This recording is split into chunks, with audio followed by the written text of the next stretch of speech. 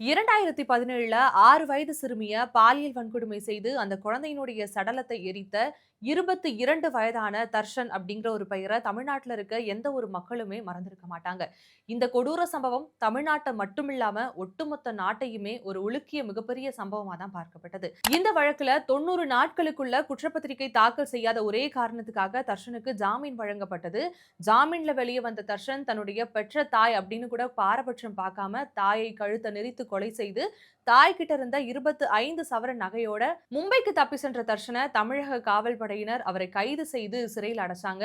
அதையொட்டி விசாரணையானது மேற்கொள்ளப்பட்டு தர்ஷனுக்கு மரண தண்டனை விதிக்கணும் அப்படிங்கிற ஒரு தீர்ப்புமே கொடுக்கப்பட்டது. இந்த தண்டனை அறிவிக்கப்பட்ட பிறகு உச்சநீதிமன்றத்தை நோக்கி தர்ஷன் ஒரு கோரிக்கை ஒன்று கொடுக்கிறார். என்ன அப்படின்னா, கருணை அடிப்படையில தனக்கு விதிக்கப்பட்ட இந்த மரண தண்டனையை எப்படியாவது ரத்து செய்யணும் அப்படின்னு கொடுக்குறாங்க. இந்த விசாரணையும் தற்பொழுது ஒரு வழியாக உச்சநீதிமன்றத்தினுடைய பார்வைக்கு வருகிறது.